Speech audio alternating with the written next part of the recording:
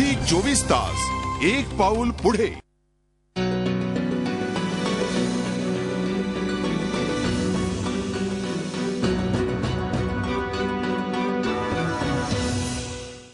Uddhavji, Zee 24 तासच्या सर्व मराठी प्रेक्षकांतर्फे मी आपलं या विशेष मुलाखतीत स्वागत करतो।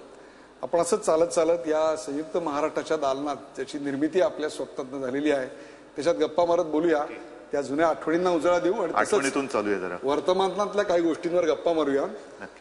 आज अण्णा या ठिकाणी आलेले आहेत आणि अण्णा सगळ्यांना भेटले, रामदासजींना भेटले, विनोद तावड्यांना भेटले, मुनगंटीवारांना भेटले, राज ठाकरे यांना भेटले, पृथ्वीराज चव्हाण, अजित पवार सगळ्यांनाच भेटले, परंतु बाळासाहेबांनी मात्र त्यांची भेट नाकारली।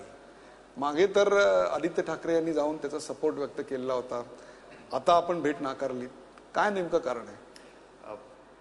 एक बारकावा लक्षात घ्यायला पाहिजे। अण्णांबद्दल बाळासाहेबांच्या मनात किंवा आमच्या कोणाच्याही मनात आकस किंवा द्वेष नाहीच आहे। प्रश्न काय राहिलेला आहे की अण्णांच्या आजूबाजूला जी लोक आहेत ना, बघा, मला काल जेव्हा हा प्रश्न विचारला तेव्हा मी नेमक्या शब्दात बाळासाहेबांच्या शब्दात मी उत्तर दिलेलं आहे आणि ते उत्तर असं आहे, तुम्ही कोणाविरुद्ध लढताय, कशाविरुद्ध लढताय? भ्रष्टाचाराच्या विरुद्ध।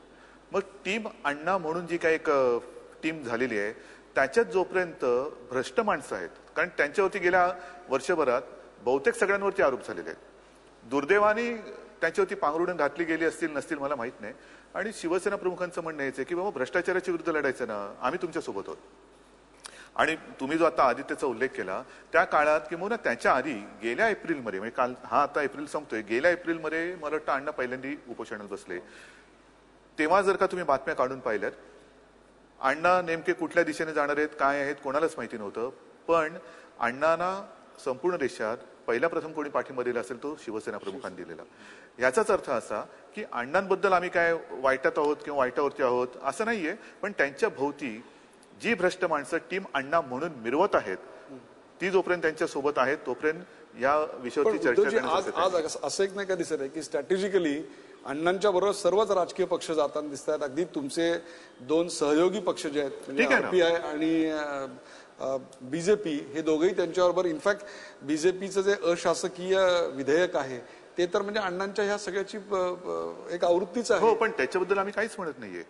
माझं म्हणणं एवढंच आहे जे बाळासाहेबांनी म्हटले की बाबा ही लढताना सोबत कोण आहे तुमच्या, ती काय गुणवत्तेची माणसं आहे, ती काय पात्रतेची माणसं आहे, ती एकदा बघा आणि मग जाऊ आपण। म्हणजे तुमचा अण्णांच्या या मुवमेंटला अजिबात विरोध नाही? अजिबात नाही। किंवा मी पुन्हा एकदा सांगतो की भ्रष्टाचाराविरुद्धच्या लढाईत सगळे जेव्हा गोंधळलेले होते, म्हणजे गंमत काय की सगळे गोंधळले होते त्याही वेळेला पहिल्या प्रथम शिवसेना प्रमुखांनी त्यांना पाठिंबा दिला, आणि आता सुद्धा सगळे गोंधळलेले आहेत, त्याही वेळेला शिवसेना प्रमुखांनी पहिल्यांदा सांगितलं की हे चालेल पण हे नको।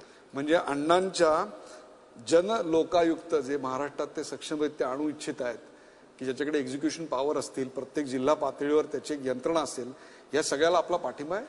पाठिंबा द्यायला काहीच हरकत नाहीये, कारण भ्रष्टाचाराविरुद्ध जे काय आपण यंत्रणा उभी करू ना त्याला काहीच हरकत नाहीये। फक्त जसं लोकपालबद्दल एक आमचं मत होतं त्याच्याबद्दल सुद्धा चर्चा व्हायला पाहिजे, आणि हे करताना आज ना उद्या ही सगळी जी काय आमच्या सुद्धा काही शंका आहेत ना, आमचे सुद्धा काही प्रश्न आहेत, आणि त्याच्यावरती जर का चांगला इलाज होत असेल तर अण्णांसोबत बोलायला काहीच हरकत नाहीये। त्यांच्याशी बोलून मग बाबा तुम्ही काय म्हणताय, आम्हाला त्याच्यात काय वाटतंय, शंका काय आहे, उदाहरण त्यावेळेला एक मला आठवतंय लोकपाल विषय जेव्हा गाजत होता तेव्हा लोकपाल म्हणजे आणखीन एक सत्ता केंद्र आपण तयार करतो आहोत का, मग लोकपालाला जे अधिकार दिले जात आहेत हरकत नाही, पण त्याच्यावरती पुन्हा वचक कोणाचं राहणार आहे की कोणाचंच राहणार नाहीये।